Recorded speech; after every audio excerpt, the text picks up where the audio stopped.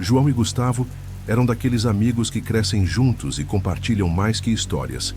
Dividiam sonhos, planos e até o silêncio das madrugadas inquietas. Numa dessas conversas de alma, decidiram fugir do concreto e buscar o que chamavam de liberdade em estado bruto. Escolheram o Paraná, terra de quedas d'água e silêncio ancestral. Não sabiam ainda, mas estavam prestes a entrar numa das maiores conspirações naturais que a história pessoal deles já viu. E se você acha que toda viagem começa com uma mala, está enganado. Às vezes começa com uma escolha mal orientada. O destino era Prudentópolis, um ponto quase místico no mapa, escondido entre florestas que parecem guardar segredos. Famosa pelas cachoeiras, a cidade também carrega ecos antigos, histórias sussurradas sobre desaparecimentos, assombrações e lendas indígenas que até hoje arrepiam os moradores locais. Mas João e Gustavo estavam mais interessados nas trilhas do que nos mistérios da história. Mal sabiam que, ao desviar da rota turística, pisavam em solo onde o tempo parece dobrar e a razão se perde. É como quem ouve falar de relâmpagos globais e pensa que são só curiosidades de documentário. Na primeira bifurcação de terra batida, o GPS travou como se tivesse desistido de guiá-los. O carro parecia deslizar por um corredor de mato, onde até os pássaros pareciam ter calado a boca. João disse que sentia algo diferente, como se o ar estivesse denso, meio pesado, enquanto o vento fazia curvas que não deviam existir. Não é exagero. Quando a natureza se cala, é porque está observando. E nesse momento, meus amigos, começa aquele tipo de curiosidade histórica que não se estuda nos livros, se sente na pele. O silêncio foi ficando tão espesso que qualquer estalo de galho parecia tiro. Eles se olhavam com aquele olhar que dispensa palavras. Você também está sentindo isso? E é aí que entra o verdadeiro terror. Não é o susto, mas a dúvida. Aquela sensação de estar sendo observado, de estar fora do lugar, fora do tempo, fora de si. E aqui vai um conselho de quem já viu muito. Nem sempre o que não tem explicação é alucinação. Às vezes, é só a realidade mostrando que ela é maior que a nossa compreensão. Você já esteve num lugar onde o relógio não faz sentido? Onde tudo parece igual, mas nada é familiar? Foi nesse vácuo entre o racional e o impossível que João e Gustavo entraram. E o mais curioso, ou perturbador, é que tudo isso começou com uma escolha simples, uma trilha aleatória. Já pensou quantas vezes a gente entra numa estrada achando que sabe onde vai dar? Mas nem sempre o mapa mostra os segredos que dormem sob o chão. E o que eles ainda não sabiam é que mais à frente, o que os esperava não era apenas floresta, era o próprio encontro com o desconhecido. É interessante como a intuição fala com a gente, mas quase sempre escolhemos ignorar. João sentia o estômago embrulhado, mas dizia a si mesmo que era fome. Gustavo comentou que parecia que estavam rodando em círculos, mas riram, como se o medo fosse fraqueza. Ninguém quer ser o primeiro a admitir que está com medo, né? É como nas grandes conspirações mundiais. Todo mundo sente que tem algo errado, mas só depois que tudo explode é que dizem eu sabia. E ali, naquele pedaço esquecido do Paraná, o pressentimento já gritava, mas eles ainda sorriam. A estrada foi ficando mais estreita e a vegetação mais fechada. O carro parecia engolido por um túnel verde. Sem sinal no celular e com o GPS travado, decidiram seguir em frente até encontrar algum vilarejo. Ou pelo menos alguém que pudesse indicar um caminho. Mas o caminho, meu amigo, às vezes nos escolhe, e não o contrário. E nesse ponto, até o som dos pneus na terra parecia ter desaparecido. João descreveu depois que era como se o som tivesse sido sugado por algo que não queria ser incomodado. Essas são as verdadeiras curiosidades históricas que a gente não aprende na escola. No banco de trás, o mochilão com comida e ferramentas parecia inútil, porque quando o ambiente começa a brincar com a sua cabeça, não é lanterna nem faca que te salvam, é a sanidade. E ela, aos poucos, começa a escorregar pelos dedos.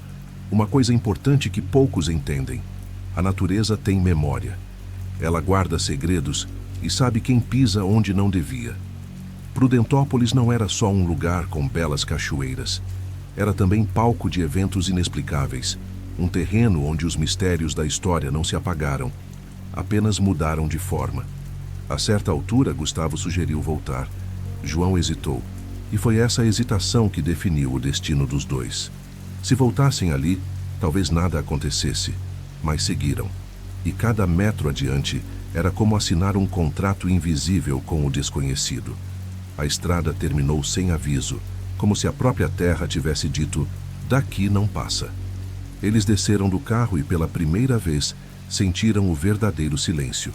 Aquele que não é ausência de som, mas presença de algo que você não consegue nomear. A floresta ali não era só paisagem, era testemunha. E aí vem a grande questão. Por que algumas pessoas são atraídas justamente pelos lugares onde não deveriam estar? Será que é sede por aventura ou um chamado que a gente não entende? Muitos dos maiores eventos que marcaram a humanidade começaram assim, com alguém indo onde não devia, mexendo onde não podia, escutando o que não era para ouvir. E nesse ponto, João e Gustavo estavam prestes a descobrir que existem trilhas que nunca foram feitas para serem seguidas. A partir daquele momento, cada passo seria um mergulho ainda mais profundo nos mistérios da história que se escondem na mata. Quando a noite começou a cair, o frio pareceu intensificar não só no corpo, mas na alma.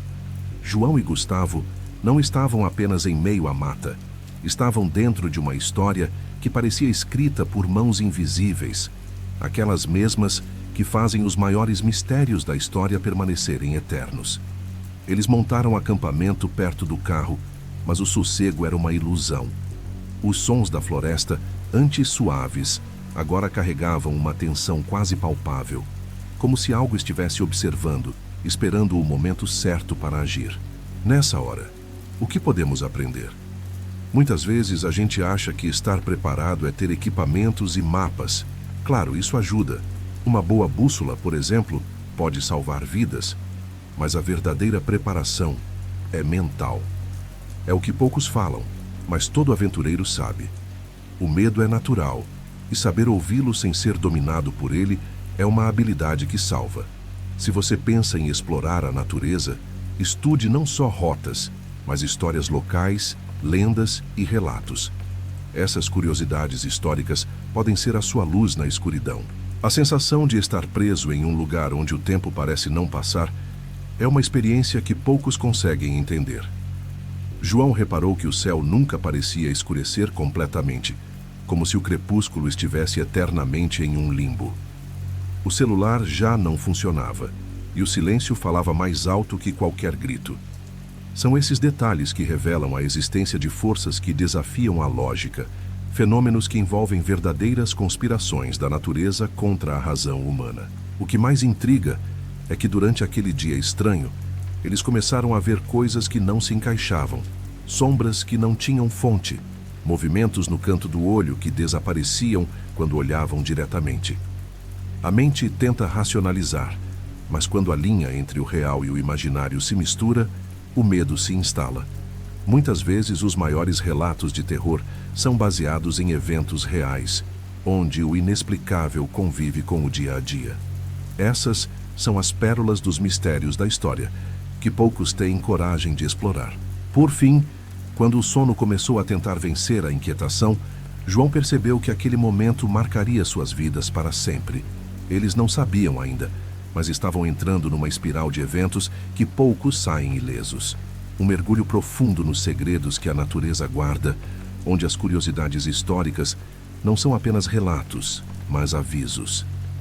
Mal podiam imaginar que dali para frente, o verdadeiro terror só estava começando.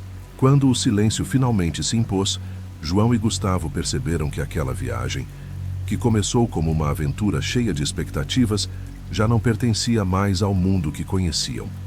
Eles estavam presos num cenário onde os mistérios da história ganhavam vida e a razão parecia uma luz fraca diante do imenso desconhecido. A estrada de volta desaparecera, ou talvez nunca existira, e o medo já não era só um sentimento, mas uma presença constante, uma sombra que os acompanhava em cada passo. João tentou usar o celular novamente, mas não houve resposta, nenhum sinal. Era como se aquela parte do Paraná estivesse fora do alcance da realidade que conhecemos, envolta em uma conspiração silenciosa entre a natureza e o tempo. Nesses momentos, só restava a eles aceitar que estavam em um lugar onde as regras do mundo moderno não valiam. E essa é uma das grandes lições que os grandes exploradores e historiadores nos deixam. Nem tudo pode ser explicado, e às vezes é preciso aprender a conviver com o inexplicável. A insegurança aumentava, mas não havia espaço para o desespero, apenas para a vigilância. João e Gustavo sabiam que precisavam permanecer juntos, atentos a qualquer sinal, qualquer movimento. A floresta, com seu mistério e sua história, parecia querer ensinar algo, talvez uma lição sobre respeito, cuidado e humildade diante do desconhecido. Esse é um dos aprendizados mais valiosos que podemos tirar dessas curiosidades históricas. A natureza não é só um lugar para ser conquistado, mas um livro aberto para quem tem olhos para ler. E então, quando a última luz do dia se apagava, eles ouviram o que jamais esperavam. Passos, lentos e pesados, vindos da escuridão que os cercava. O peso da presença invisível aumentava, e com ele a certeza de que estavam sendo observados, julgados por algo que ultrapassava a compreensão humana. É aí que a viagem deixa de ser apenas uma aventura e se transforma numa história de terror real, onde as fronteiras entre o que é possível e o que é assustador se tornam indistintas. Mal sabiam João e Gustavo que aquele encontro com o desconhecido seria apenas o início de uma série de acontecimentos que desafiariam sua sanidade e sua vontade de sobreviver. E assim a trilha que parecia promissora dava lugar a um mergulho profundo nos segredos da mata, onde as conspirações e os mistérios da história se entrelaçam para criar um cenário que poucos ousariam enfrentar e ainda menos conseguiriam contar.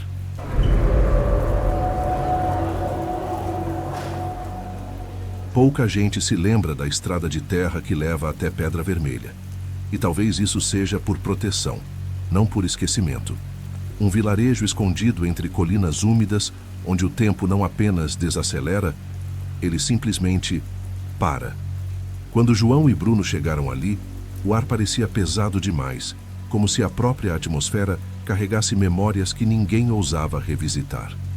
Os moradores mal erguiam os olhos, como se algo os tivesse ensinado a evitar perguntas, principalmente sobre o morro ao norte. Era como se cada boca costurada guardasse não um segredo, mas uma sentença. Dona Lourdes foi a única que falou, mas seu olhar dizia mais que suas palavras. Uma mulher de cabelos espessos como cipós antigos, que disse ter enterrado 2 filhos e um neto sem velório, sem caixão, só o silêncio e uma terra que não devolve. Ela falou sobre a capela no alto do morro, uma construção esquecida pelo tempo, mas não pela dor. Ali mora o que sobrou do ritual, ela murmurou. Mencionou vultos entre as árvores, crianças que brincavam com sombras, e um sino que ninguém mais tocava, mas que às vezes soava na madrugada. Era como se cada sumiço carregasse um recado, e o vilarejo inteiro já tivesse entendido. Mesmo assim, João e Bruno decidiram subir. Talvez por ceticismo, talvez por aquela teimosia típica de quem nunca viu o inexplicável bem de perto. A trilha era estreita, coberta de folhas e uma névoa espessa que parecia ter vontade própria, moldando figuras e escondendo o chão. A cada passo, o som da civilização morria atrás deles, substituído por um silêncio vivo, quase agressivo.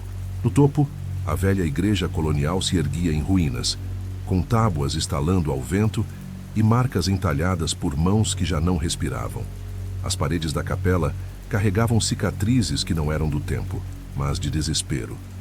Símbolos riscados como quem tenta dialogar com o inferno, cruzes invertidas cobertas de musgo e portas que não batiam, rangiam, como se quisessem alertar. O chão estava forrado de terra solta, mas sob ela, fragmentos de pano, algo que parecia ser de criança, e cacos de vela derretida se misturavam à poeira antiga. Ninguém ali fazia ideia do que realmente havia acontecido, mas sentia-se que aquilo nunca terminou. Era uma construção que pulsava, que respirava baixo e que esperava. Bruno quis entrar primeiro, como se algo o chamasse, e João hesitou. Não por medo, mas por aquela sensação incômoda, primitiva, de que estavam ultrapassando uma linha que os vivos não deveriam cruzar. A entrada era escura, e o cheiro, doce demais, como flores apodrecidas num velório proibido. O que encontrariam lá dentro não cabia em relatos nem fotografias, pois era algo que se sentia no osso. E enquanto o último raio de sol sumia por entre as árvores retorcidas, uma presença silenciosa parecia observá-los, esperando que o ritual incompleto, enfim, fosse continuado. A madeira do altar estava enegrecida, como se tivesse sido queimada por dentro, e não havia sinal de fogo. Havia marcas de unhas nas laterais, como se alguém tivesse tentado se segurar ali, arrastado por algo invisível. Do teto pendiam cordas desfiadas, uma delas ainda com um laço mal feito, como se alguém tivesse desistido, ou sido impedido. No chão, uma vela recém-acesa ainda soltava fumaça, e isso foi o que gelou a espinha de João. Eles não estavam sozinhos. Não era só o lugar que esperava, era alguém. Dona Lourdes tinha avisado: aquilo não morre, só dorme quando ninguém acredita. E talvez por isso a presença ali parecia mais acordada do que nunca. Nas paredes, símbolos que nenhum dos dois conhecia se repetiam em padrões precisos, quase matemáticos. Mas no canto, quase escondido sob o pó, havia um círculo formado por ossos de animais e moedas antigas. O tipo de coisa que não se aprende em livro. Aquilo não era decoração nem herança cultural. Aquilo era uma resposta. Mas a pergunta ainda não tinha sido feita.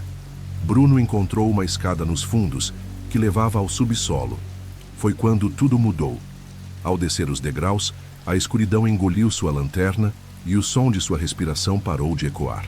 João gritou seu nome uma vez, 2 vezes, e então veio o silêncio. Um silêncio tão profundo que parecia ter sido construído à mão. Quando Bruno voltou, seus olhos estavam vazios como uma tela queimada. E ele murmurava em latim palavras que jamais havia aprendido. O tipo de latim que se sussurra em rituais que ninguém admite praticar. Ele não respondia, não piscava, não chorava. Apenas repetia frases fragmentadas. Eles voltaram. O sangue é a chave. O sangue é a chave. E então desmaiou. João o arrastou para fora da igreja com uma força que nem sabia ter.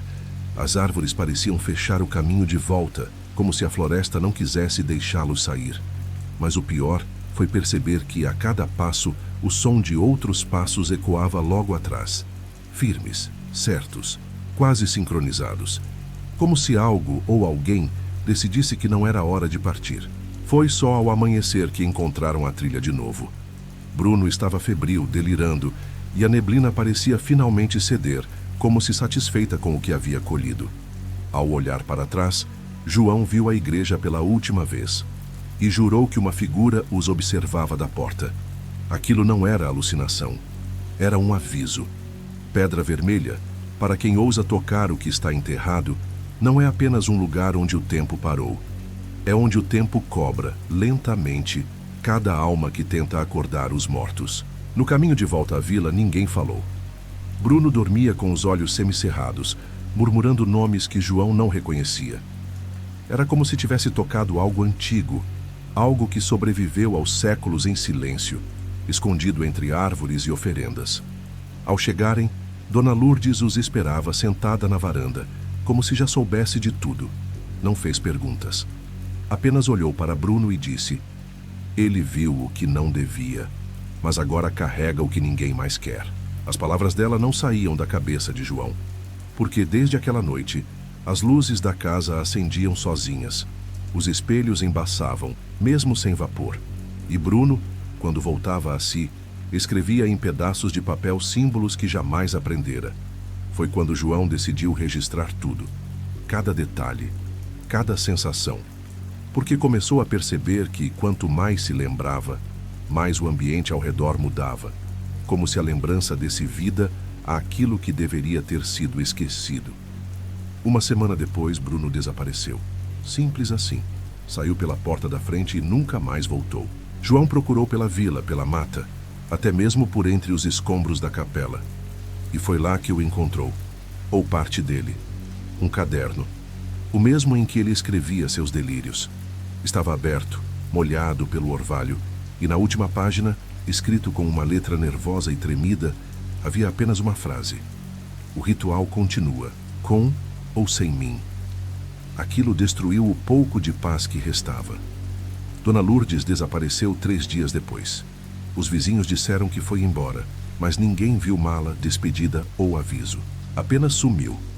E na porta de sua casa, deixaram uma flor branca, murcha, presa por um prego enferrujado. João entendeu. Aquela vila não era apenas palco de uma história esquecida. Era uma prisão de segredos antigos. Uma encruzilhada entre o que é real e o que nunca deveria ter sido tocado. Mas ele já estava envolvido demais para voltar atrás. E assim, com o coração pesado e os olhos abertos demais para dormir em paz, João deixou Pedra Vermelha. Mas até hoje, em certas madrugadas, acorda com o som de um sino distante ecoando dentro da cabeça. Ninguém mais fala daquela vila. Mapas modernos nem sequer a mostram mais. Mas há quem diga que quando a névoa é espessa e a lua falha em iluminar, dá para ouvir uma voz infantil chamando, bem baixinho, do alto do morro. O tempo passou. João nunca mais foi o mesmo. Tentou retomar a vida, mudar de cidade, se afundar no trabalho. Mas o que viveu em Pedra Vermelha não saía dele. Os sonhos eram sempre os mesmos: a capela, o altar, o cheiro de terra molhada e os olhos vazios de Bruno. Um dia decidiu procurar por registros antigos sobre o local, vasculhar bibliotecas e jornais esquecidos. E ali encontrou algo que ninguém mais jamais tocou. Um recorte de 1893, relatando o desaparecimento de 17 moradores após um ritual inacabado numa capela do Morro Norte. O que gelou sua espinha foi o nome assinado no fim da matéria: Lourdes Batista. O mesmo nome da velha senhora que os alertou. Mas a data não batia. Era impossível. E ainda assim, era real. A foto era nítida. Era ela. Mais jovem, mas com os mesmos olhos escuros e profundos, como se tivesse sobrevivido ao tempo. Como se o tempo ali fosse maleável. João sentiu o estômago virar. E entendeu, enfim, que aquilo que encontraram não era apenas um lugar. Era um ciclo. E Dona Lourdes talvez nunca tivesse saído dali. Dias depois, João desapareceu. O apartamento foi encontrado com as janelas fechadas por dentro e um bilhete sobre a mesa. Voltei. O ciclo precisa se completar. A polícia nunca encontrou sinais de arrombamento. Apenas o mesmo caderno antigo, com uma nova página preenchida, agora com símbolos que seguiam um padrão exato, quase hipnótico. E no canto inferior, escrito com sangue seco, a mesma frase que assombrava Bruno: "O sangue é a chave." E o mais inquietante? O caderno ainda estava morno, como se recém-usado. Ninguém mais ousou buscar por Pedra Vermelha. Mas caminhoneiros juram, até hoje, que ao cruzar certo trecho da serra, o rádio chia e a bússola gira feito louca. Alguns falam de vozes que sussurram nomes que nunca disseram em voz alta. Outros afirmam ter visto um homem magro e de olhar vazio à beira da estrada, segurando um livro e sorrindo. Como se esperasse, como se soubesse. E sempre que isso acontece, um detalhe nunca muda: o sino. Ele toca, mesmo que ninguém consiga ver a torre da capela. E talvez seja isso que mais assusta. Não o que aconteceu lá, mas o que nunca terminou. Porque certos mistérios da história não estão nos livros, estão nos ossos da terra, nas vilas que o tempo enterra, mas que ainda respiram por entre neblinas e passos errados. E o ritual que nunca foi terminado, talvez só esteja esperando que alguém leia até o fim.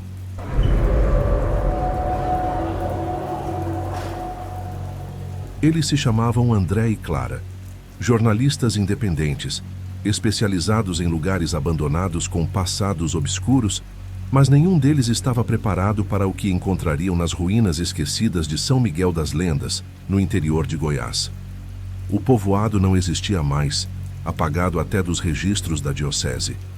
Mas havia boatos, velhos demais para serem negados. Um ritual interrompido, um altar deixado pela metade, um grito nunca silenciado. E foi atrás disso que eles foram.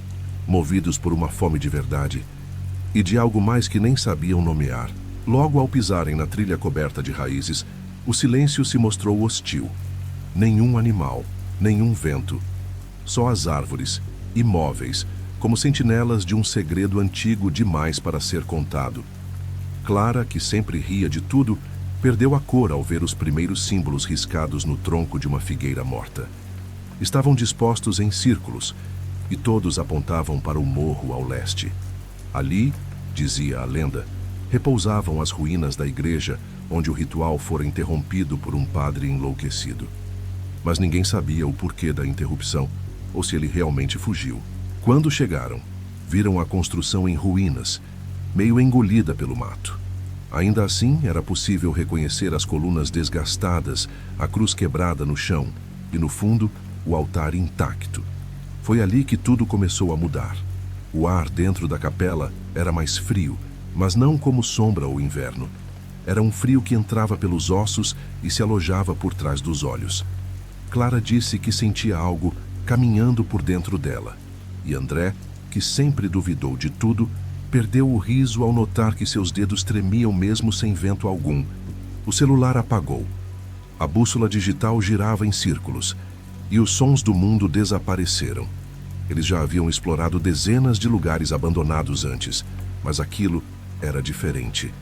Não era apenas decadência, era presença. Algo ali os via. Algo ali estava esperando. Foi quando Clara encontrou o livro, abandonado sobre uma pedra coberta de musgo, entre flores mortas e pequenos crânios de animais. A capa tinha um símbolo que parecia pulsar, e ao tocá-la, ela sentiu como se uma voz gritasse dentro da própria mente. André tentou impedi-la de abrir, mas já era tarde. As páginas eram antigas, em latim, com marcas vermelhas que não pareciam tinta. Clara, como que hipnotizada, começou a ler em voz alta. E então, tudo tremeu. Os vitrais quebrados vibraram. O altar chiou. E uma sombra rastejou pelas paredes. André tentou puxá-la, gritou seu nome, mas ela não respondia mais. Os olhos fixos, o rosto sem expressão, como se estivesse vendo algo que ninguém mais podia. E então, com um estouro seco, a porta da capela se fechou sozinha. A porta trancada não cedeu nem com os chutes desesperados de André. Cada batida fazia eco dentro da capela, como se os próprios alicerces rissem dele. Clara continuava paralisada, os olhos vidrados nas páginas do livro. Mas havia algo diferente agora. Ela murmurava. Palavras entrecortadas em latim que não faziam sentido algum. Foi quando a primeira vela, que eles não haviam acendido, explodiu sozinha em chamas. E então, outra e outra. Um círculo de fogo se formou ao redor dela, como se estivesse sendo protegida ou aprisionada. André tentou atravessar as chamas, mas o calor o lançou para trás com força invisível. Caiu com o rosto contra o chão de pedra e por um segundo jurou ouvir passos, mas não humanos. Eram leves, descompassados, como se alguém rastejasse em volta dele. Quando levantou os olhos, viu formas nas sombras. Vultos que se contorciam entre as colunas, sem rosto, mas com olhos brilhantes, cravados nele. E ao fundo, a voz de Clara começou a mudar. Ficou mais grave, mais arrastada, não parecia mais dela. O livro virou sozinho para uma nova página. Nela, um desenho. 2 corpos deitados diante do altar, ligados por veias negras que se arrastavam até as paredes. E abaixo, escrito em vermelho: quem começa, precisa terminar. André sentiu algo subir pelas pernas. Olhou para baixo. As raízes do chão estavam se mexendo, tentando enlaçar seus tornozelos como serpentes vivas. Arrastou-se até o altar e, num impulso, empurrou o livro para fora do círculo. No mesmo instante, Clara desmaiou. As chamas cessaram e as sombras sumiram. Conseguiu carregar Clara até a porta, que agora se abriu sozinha. Lá fora, a noite havia caído, embora jurassem ter entrado ali ainda com luz do dia. Correram sem olhar para trás, guiados apenas pelo som de seus próprios corações apavorados. A floresta parecia diferente. O caminho mais longo. Os galhos se fechavam sobre eles como braços tentando impedi-los. mas chegaram ao carro, aceleraram sem pensar. Só horas depois, quando já estavam longe, Clara acordou, mas não se lembrava de nada. E a voz dela não era a mesma. Na semana seguinte, André desapareceu. O carro foi encontrado no acostamento, com o motor ainda quente e o livro jogado no banco do passageiro. Mas Clara foi vista dias depois em uma vila distante, caminhando com um olhar vazio, segurando um colar com um pequeno símbolo em forma de espiral. Quem a viu disse que ela parou diante de uma igreja em ruínas e sussurrou: "Agora falta um." Desde então, há registros estranhos de fenômenos em cidades abandonadas por todo o interior do país. Sempre os mesmos sinais, sempre o mesmo livro. 2 meses depois, uma equipe de geólogos contratada para mapear áreas instáveis da região encontrou a igreja de São Miguel tomada pelo mato e pela podridão. Mas o que chamou a atenção foi o altar. Ele havia sido reerguido. E alguém, ou algo, riscara os mesmos símbolos no chão, desta vez com precisão obsessiva. Ao redor, restos de oferendas recentes, como se um novo ritual estivesse em andamento. Um dos homens da equipe, ao tocar uma das marcas, desmaiou na hora. Quando acordou, dizia ter sonhado com uma mulher de olhos escuros que chamava por um nome antigo, um nome que ele não conhecia. Mas chorava ao dizê-lo. Em paralelo, registros médicos começaram a pipocar em postos de saúde e hospitais locais. Pacientes relatando pesadelos com raízes que prendiam seus corpos, com igrejas desabando em silêncio, com uma mulher que dizia: "Só falta você." Eram pessoas comuns. Donas de casa, crianças, lavradores, nenhuma conexão direta entre elas, apenas os sonhos e a sensação de estarem sendo vigiadas, mesmo dentro de casa. Uma enfermeira da cidade de Pirenópolis relatou que uma criança de 7 anos começou a desenhar o mesmo símbolo da capa do livro nas paredes do quarto. Quando perguntaram por quê, ele respondeu: "Ela me ensinou." Clara nunca mais foi vista, mas as histórias continuaram. Pessoas desaparecendo perto de ruínas, relatos de vozes dentro da mata, vultos que pareciam seguir trilhas de terra como se buscassem alguém.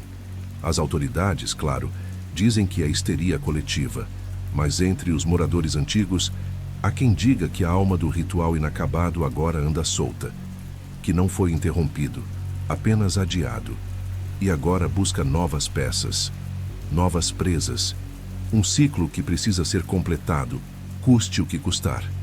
Alguém precisa terminar o que foi começado.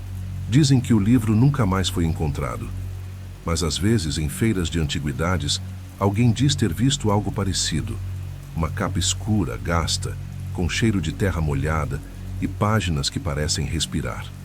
Ninguém que o pegou permaneceu com ele por muito tempo. Ou o livro some, ou a pessoa. Às vezes os dois. E sempre, sempre, aparece alguém novo dizendo que ouviu sussurros numa língua que não entende, que viu símbolos no espelho, que acordou com o gosto de sangue na boca e não sabe por quê. Que no fim, há quem diga que o ritual já terminou, que Clara de alguma forma conseguiu concluir o que o padre jamais ousou. Mas se isso fosse verdade, por que ainda aparecem marcas em igrejas abandonadas? Por que os relatos continuam? Por que mesmo agora você sente esse arrepio subindo pela nuca? Talvez o ritual não tenha acabado. Talvez ele precise de você. Ou talvez você já tenha começado sem perceber. O tempo passou e os rastros se apagaram como pegadas na areia. Nenhuma notícia de Clara, nenhum sinal do livro. Mas, numa madrugada abafada de novembro, em um vilarejo do interior de Minas, uma mulher foi encontrada caída na porta de uma pequena capela desativada. Estava ferida, desnutrida, mas viva. Quando perguntaram seu nome, ela respondeu com dificuldade: "Clara." O olhar estava distante, mas a voz era firme. "Acabou. Eu terminei." Ninguém entendeu o que ela quis dizer. Mas no altar daquela igreja, encontraram cinzas frescas e um círculo queimado no chão. Ela foi internada em um hospital psiquiátrico, onde permaneceu por meses sem dizer mais nada. Os médicos a rotularam como catatônica, Mas uma enfermeira jura que todas as noites, pontualmente às 3 da manhã, Clara se levantava, escrevia uma frase na parede com os dedos e voltava a dormir. A frase sempre era a mesma: ele está preso, mas não para sempre. Ao lado do leito, uma pequena espiral foi desenhada com sangue seco, reaparecendo dia após dia, mesmo após ser removida. Nenhum vídeo capturava o momento em que era feita. André jamais foi encontrado. Nem seu corpo, nem seu carro, nem qualquer objeto pessoal. A última imagem registrada foi em uma câmera de segurança na estrada GO 431, às 3h13 da manhã. Ele dirige, olha pelo retrovisor e sorri. Um sorriso estranho, largo demais. Depois disso, o carro desaparece do radar. Nunca mais foi visto. Havia no banco do passageiro um bilhete escrito à mão. O que começa com 2 só termina quando 1 se apaga. O papel estava dobrado em 4, manchado com algo escuro. O exame não pôde confirmar se era sangue. Clara hoje vive sob identidade protegida, em um local afastado. Um jornalista investigativo chegou a entrevistá-la disfarçadamente, anos depois. Ela falou pouco, mas deixou uma frase gravada, como se soubesse que um dia seria ouvida.